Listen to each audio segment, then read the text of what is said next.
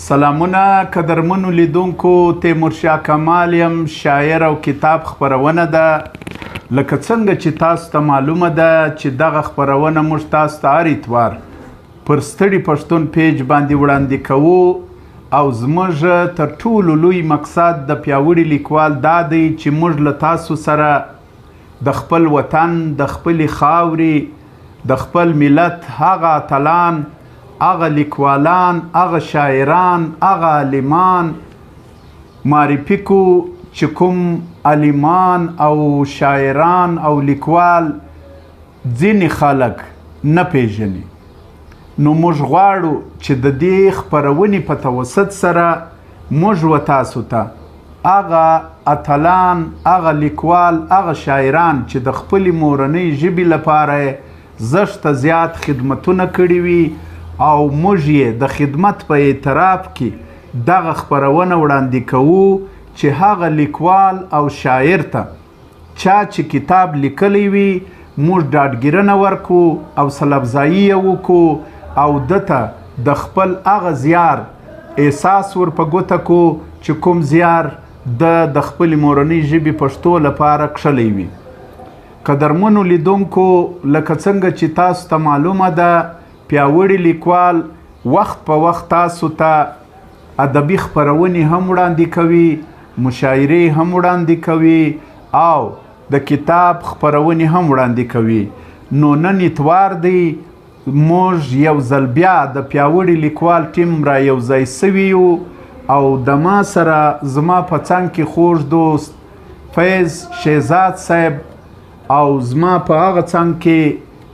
عبدالمالک کلمیار صاحب چې د پیاوړي لیکوال ځوان غړی دی، او زما چپ لاس ته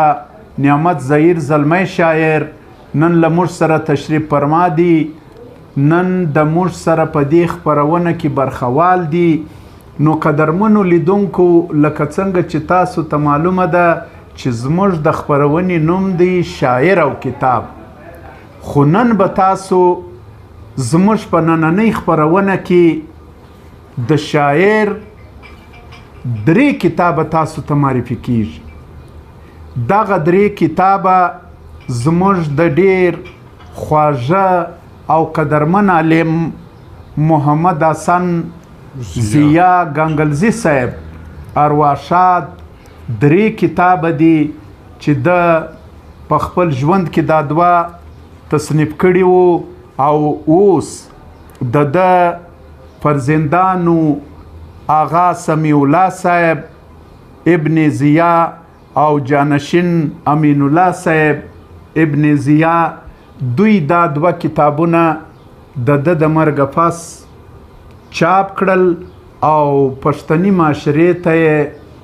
ورکړل. دغه کتاب چې زه تاسو سره پیژندګلو وکم، صراط المستقیم،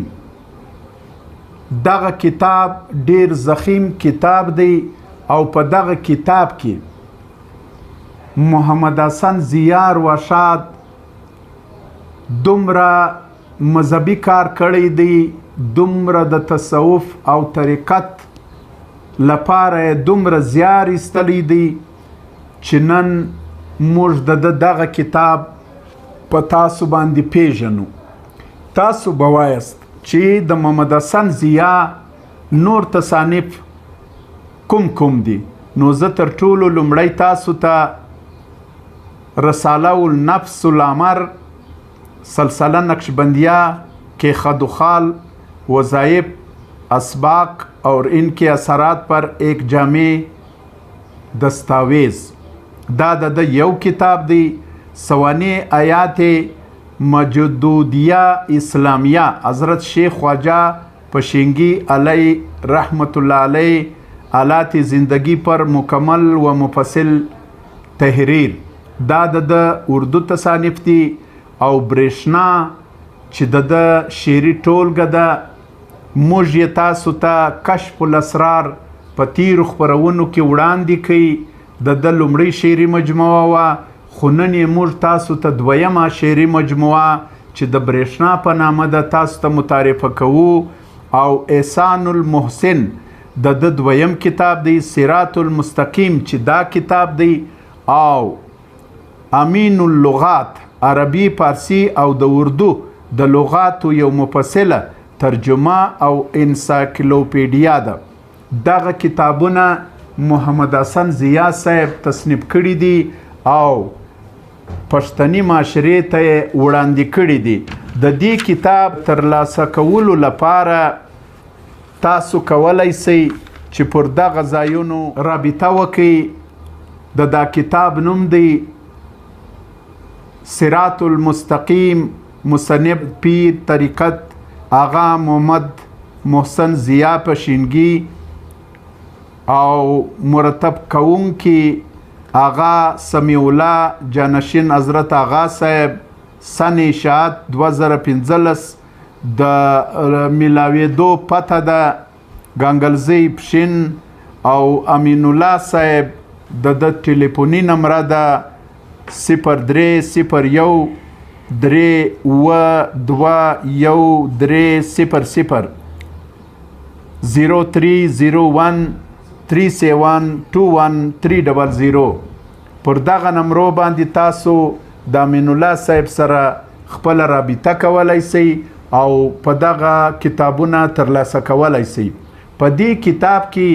محمد حسن ضیاء صاحب 403 احادیث شریف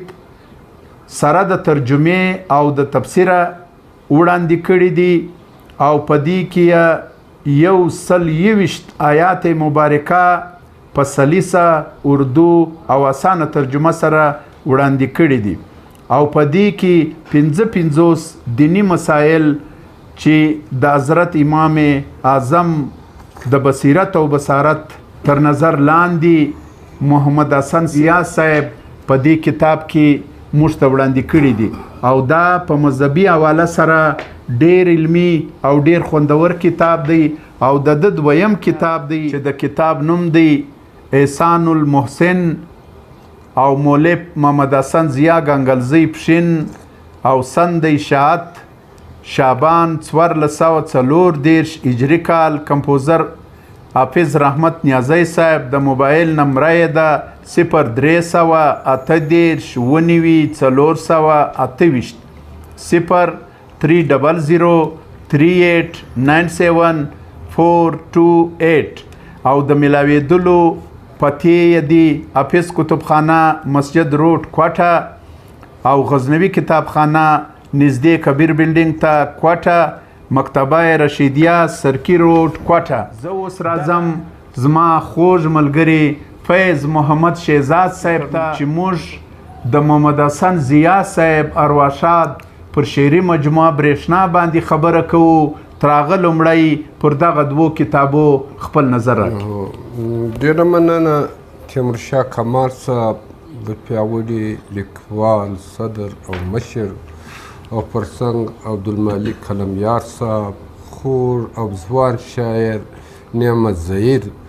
یقینا ستاسو د کتاب او د شاعر دا سلسله چې ده نوې سلسله ده خو دا به د تاریخ او د زمان یو ویسه ګرځي، یو تاریخ به ګرځي، د سبا به معتبره حواله وي. بالکل. او تاسو د شاعران او عالمان معرفه کوئ. دا یو ډېر کامیاب او ډېر ښه کوشش دی. په دې زه تاسو ته دا درکوم، تاسو ته آفرین وایم، ستاسو د ټولنې ادبي ټولنې شکریه ادا کوم.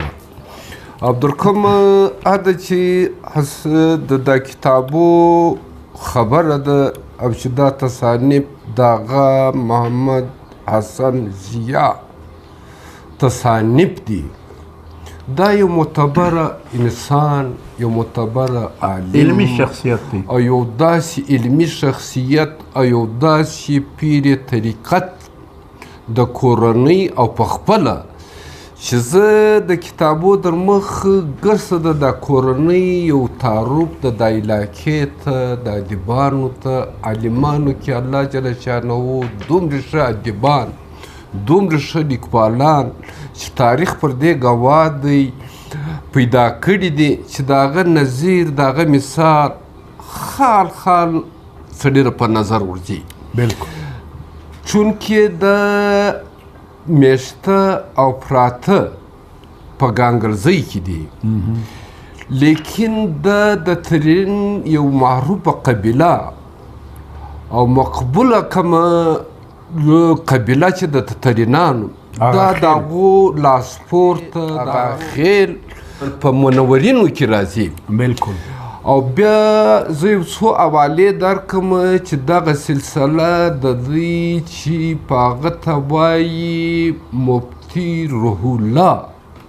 چې په حاجي آغا معروفه دی. بالکل. درې ځایه ما رنګه مانده انسان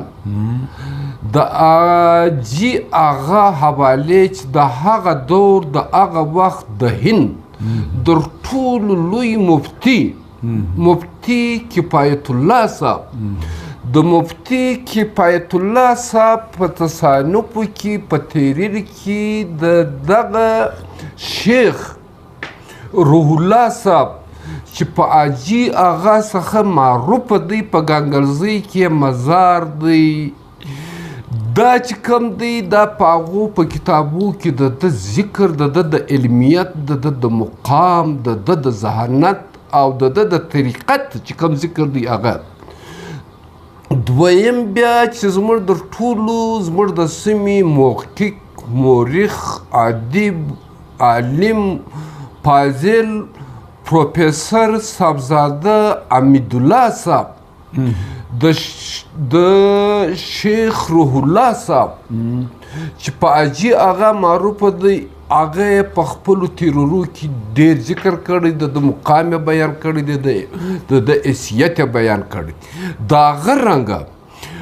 ارواښاد معروفه کالمنګار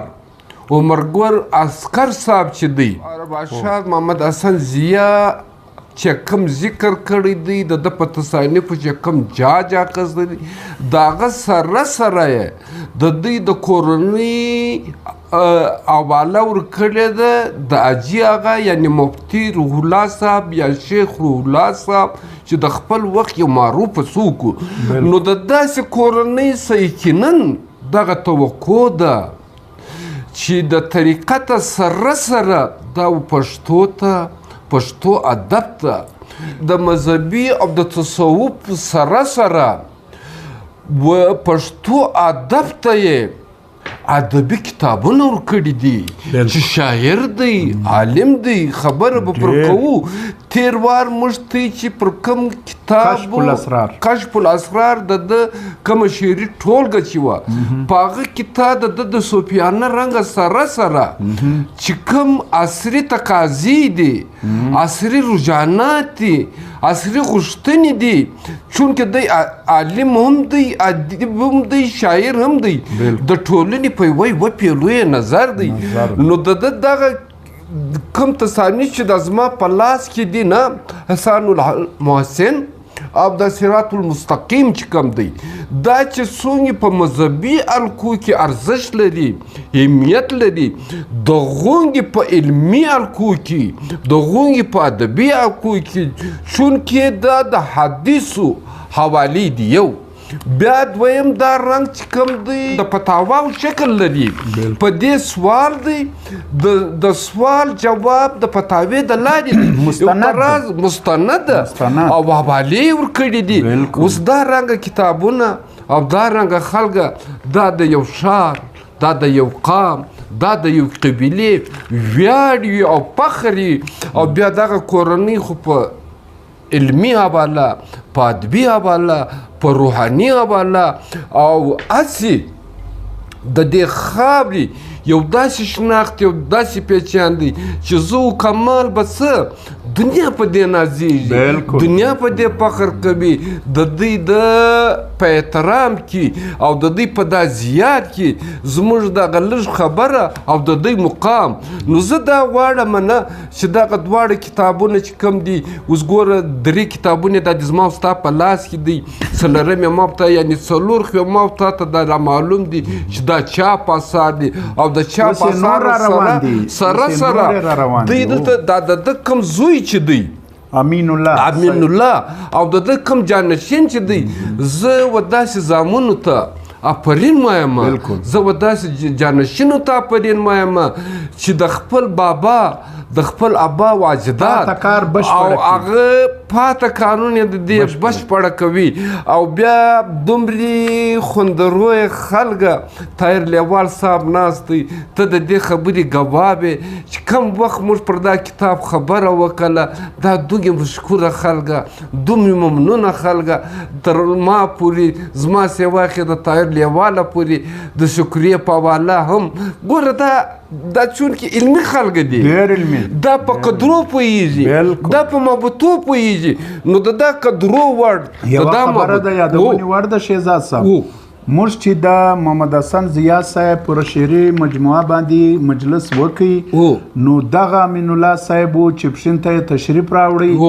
او زه خو په ورځ غیر حاضر وم یو خوا ته تللی وم تا له کور ته م درلو دا کتابونه یې نوي موږ ته ډالۍ کړل او دغې یې راته وویل چې د محمد حسن ضیاء صاحب چې کوم پاته مواد دي هغه به موږ وخت په وخت تاسو ته درکوو او تاسو یې خلکو ته معرفي کوئ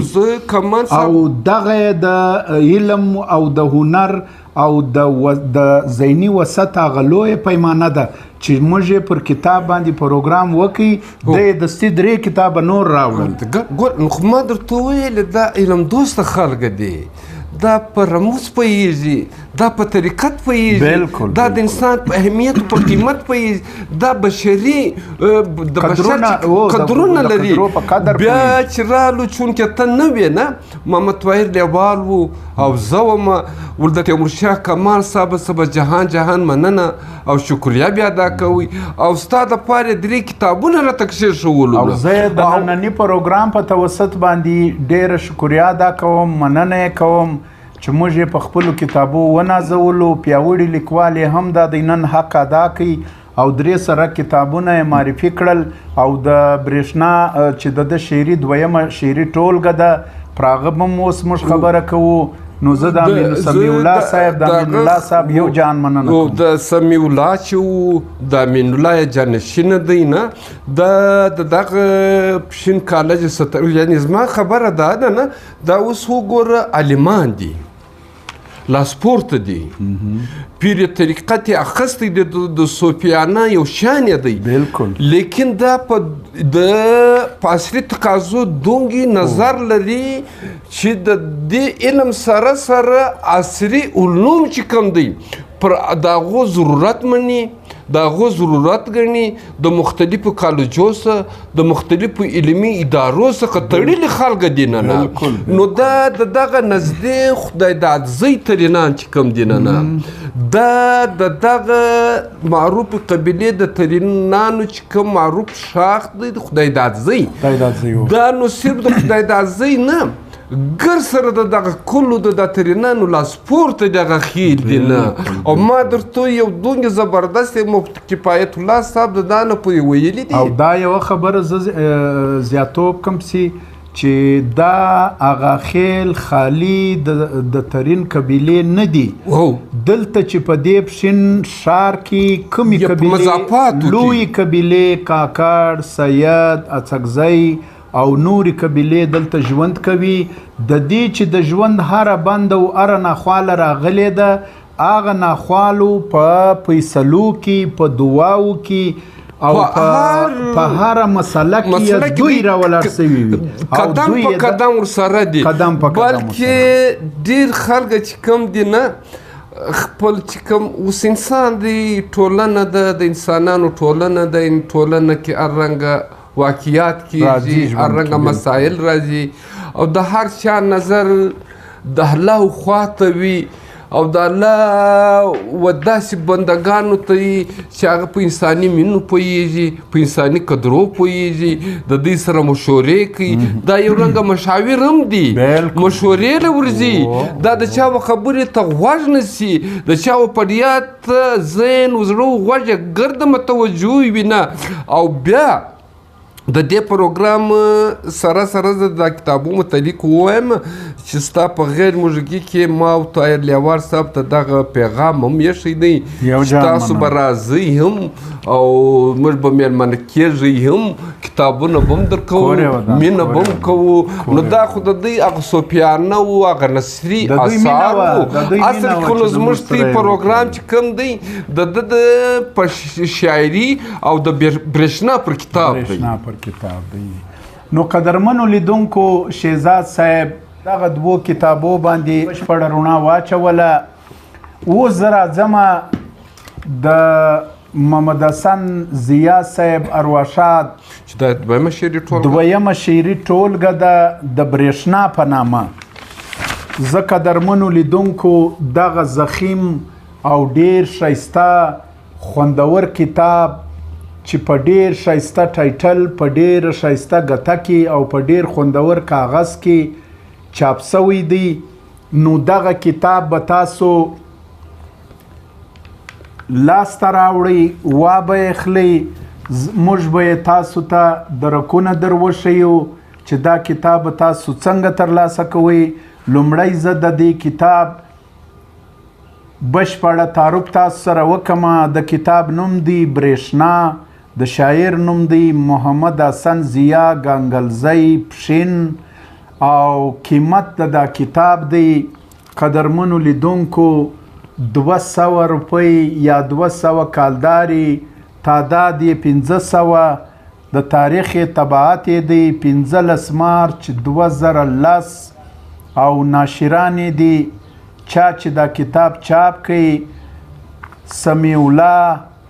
آغا امین الله آغا دا دواړه زامن دا دواړه د ده زامن دي او اوس یې جانشین هم دي پر ګدۍ یې هم ناست دي او تاسو ته زه د دې کتاب د ترلاسه کولو درکونه در وښیم جامع مسجد حافظ عبدالله پال جنا روډ کوټه د رابطې لپاره د سمیع الله لمبر دی تاسو یې د ځان سره نوټ کړئ 03 درې اته یو نه نه څلور پنځه 0307381945 او د امین الله صاحب نمبر دی 0301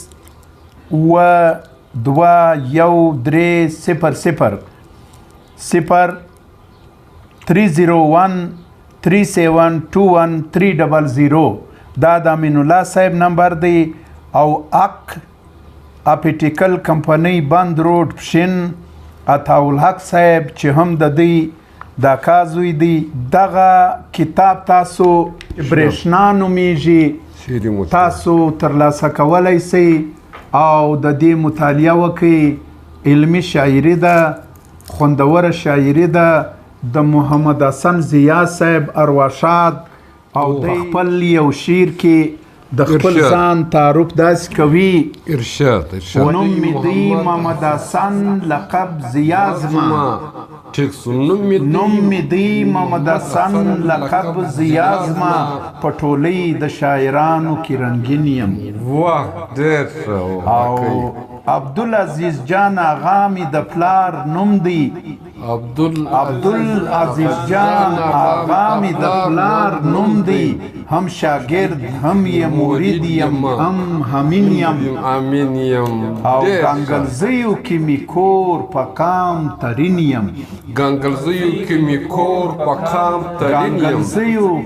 کور په کام ترین یم لمسی یم د صاحب معلوم پرپشین یم صاحب کاکو نو قدرمنو لیدونکو په برېښنا کې چې کومه شاعري چې د کتاب نوم دی محمد حسن ضیاء صاحب کړې ده د علمه د هنره او د فنه ډکه ده تاسو چې دا کتاب ولولئ نو د ده د شعرونو څخه به ډیر خوندونه واخلئ او دی شهزاد صاحب د مذهب پرستی سره سره د قام پرستی هم یو خوندور فکر درلود دی وای په میراث کې د محمد حسن ضیاء دی په میراث کې د محمد په میراث کې د محمد حسن ضیاء دی چې پر سر یې د خټک بابا خوشحال تاج. واه ته بیا ووایه په میراث کې د محمد حسن ضیاء دی. په میراث کې د محمد حسن ضیاء دی چې پر سر یې د خټک بابا خوشحال تاج. د طریقت د لارې سره سره قامپرست سړی هم و، وطندوست سړی هم و، او خاص کر د پښین ډیر پلوي و، او د پښین یې بیخي خوندور شعرونه پکښې دي. په خپل شعرونو کې په ځای ځای کې د پښین نوم بار بار یادوي او د خپل ځای سره په ډیرو ځایو کې په شینګي دي. زه دا خبر یعنی د دوی ضیاء صاحب د کاکو هغه چې حاجي هغه ورته وایي او مفتي او شیخ روح الله صاحب د هغه په کړوسیانو کې شاید یې ټیک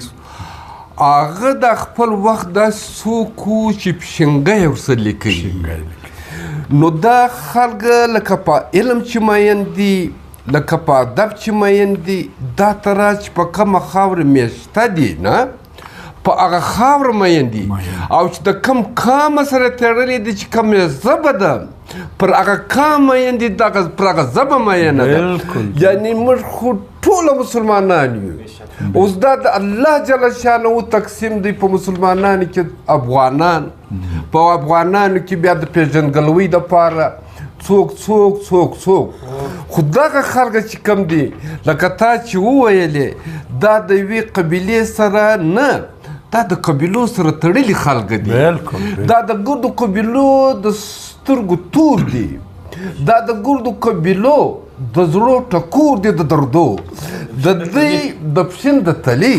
او بیا د دوی نظر وسیدی، بیا د ده شعر چې کوم دی لکه څرنګه چې اوس کمال صاحب وویلې، یعنی د خوشحال بابا د خوشحال بابا ذکر به هغه څوک کوي چې خوشحال بابا ویلی وي،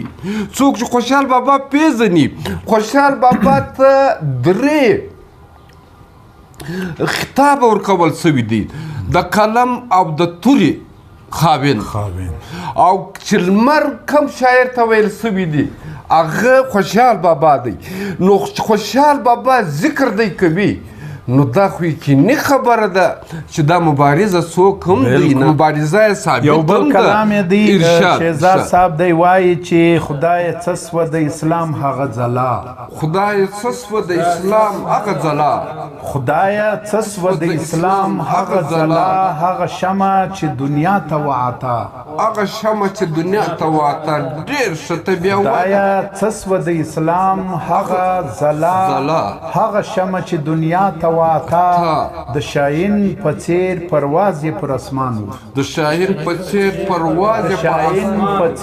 پرواز یې پر اسمان و، نن مې څنګه وزر مات د ارتقا. واه ډېره لا څوک یې وسي نظر د شاهین په څیر پرواز یې پر اسمان و، نن مې څنګه وزر مات د ارتقا. او چې تسکین د ارواحانو پکې دلو، چې تسکین د ارواحانو پکې دلو، زموږ د لاسه دی نسکور جام د شفا. چې تسکین د ارواحانو پکې دلو،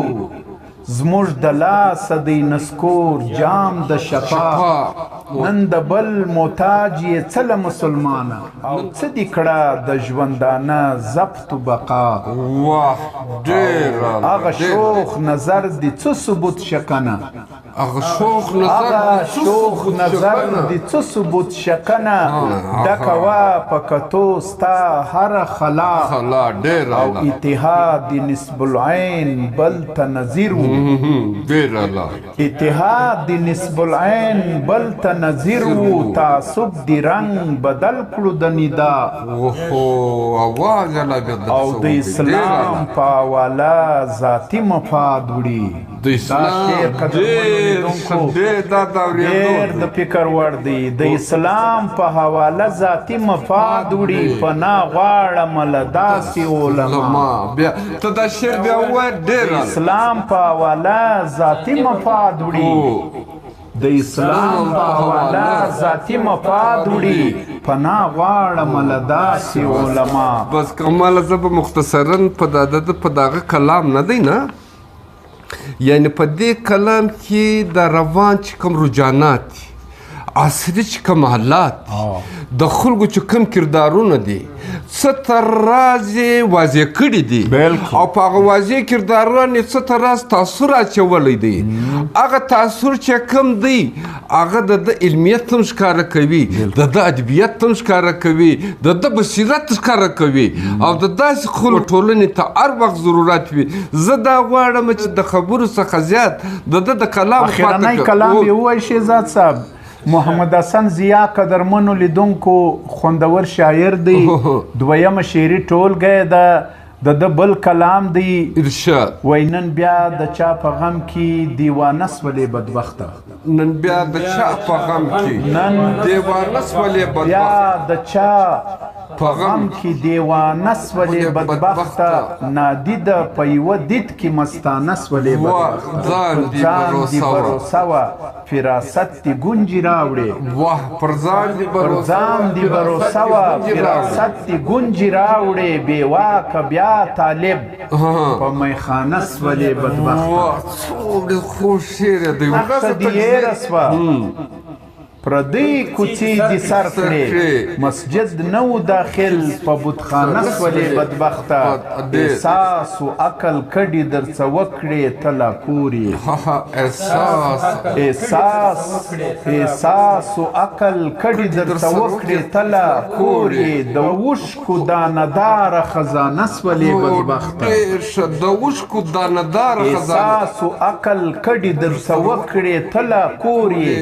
د اوښکو دانهداره خزانه سولې بدبخته،